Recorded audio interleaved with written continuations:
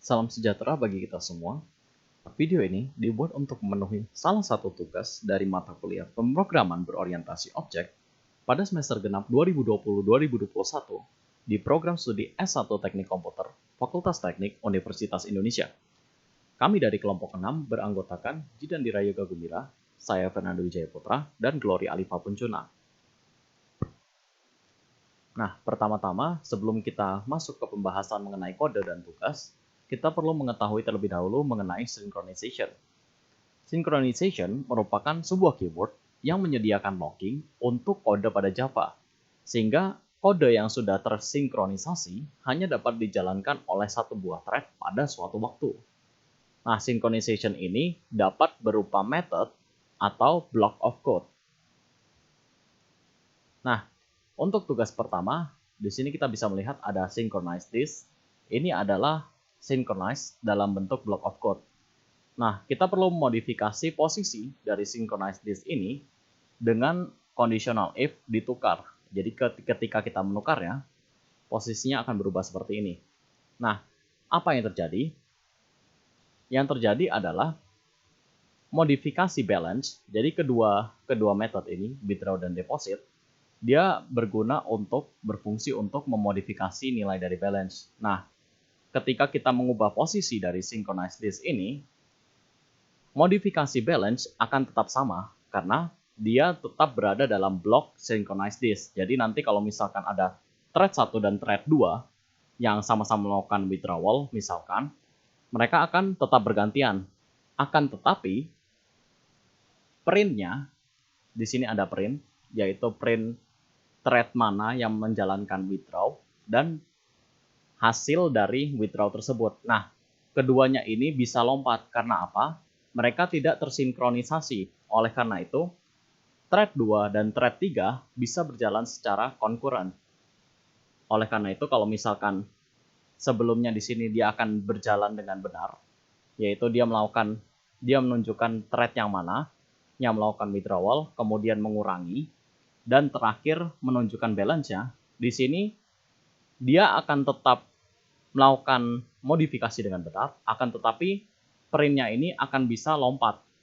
Jadi bisa saja thread 2 di sini menunjukkan thread 2 yang melakukan withdrawal money, kemudian langsung thread 3 melakukan withdrawal money, baru kemudian menunjukkan balance-nya.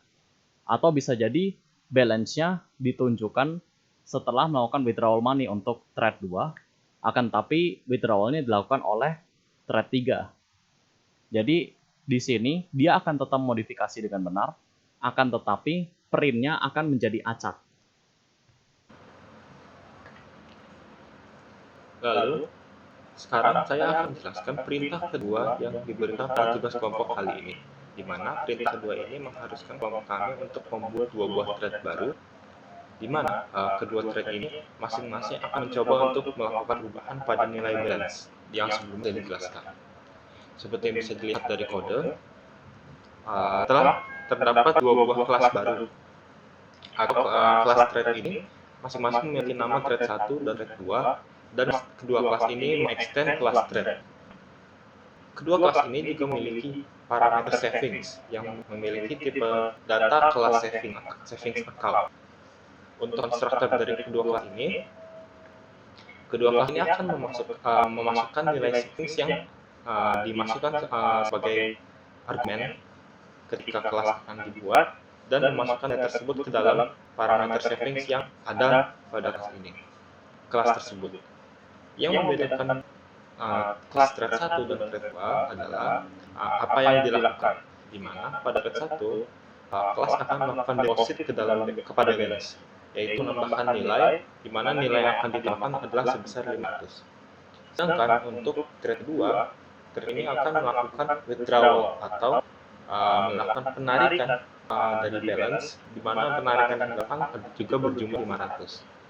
Lalu, kedua thread ini nantinya akan dijalankan pada kode make yang akan dijelaskan oleh teman saya. Oke, sekarang nomor 3. Untuk yang nomor 3 ini harus membuat main class, di mana kita mengeksekusi dua thread yang udah dibuat tadi. Nah, di sini pertama kita buat dulu objek dari savings account untuk instance variablesnya thread 1 sama thread 2 nih. Jadi kita buat di sini, lalu kita masukin jadi instance variabelnya thread 1, objek thread 1 sama objek thread 2. Lalu thread 1, thread 2 ini kita masukin jadi objeknya si thread ya. Nah, di sini kita ngeprint line dulu, jadi kita pengen tahu namanya si thread ini namanya apa sih, yang T_1 sama T_2 ini. Di sini kita jalanin start, yang otomatis dia juga bakal nge-eksekusi metode run yang ada di thread 1 sama thread 2. Oke, kita mulai ya. Sini. Oh ya, jadi tadi ditambahin sedikit biar kelihatan ada perbedaannya. Kalau misalnya ini di sini kita ngelakuin di thread 2 kita ngelakuin withdrawnya 2 kali, di thread 1 kita ngelakuin depositnya 2 kali juga. Oke, di sini kelihatan. Kalau di sini kan masih berurutan ya kelihatannya. Sebenarnya ini cuma kebetulan doang berurutannya. Jadi thread 2 depositing money, ini juga depositing money. Ini selesai satu. Ini selesai satu, ini selesai satu. Ini kita coba jalanin lagi apa masih berurutan kayak gini. Enggak, ternyata udah nggak berurutan ya, karena emang nggak berurutan sih. Karena thread itu kan dia jalannya paralel, jadi bakal dieksekusinya bebarengan kayak gini. Jadi bebarengan tuh antara thread yang berbeda ya, kayak gini kan. Lalu kita mulai untuk yang savings account di main ini, yang udah dimodified. Ini juga sama, withdrawnya 2 kali untuk thread 2 sama depositnya 2 kali untuk thread 1. Nah, ini langkahnya masih sama ya sama yang tadi, cuman bedanya yang ada di synchronize yang udah dijelasin di nomor 1 diubah synchronize. Kita cuman mau ngeliatin aja ini, ngeliatin jalannya, maaf ini ya.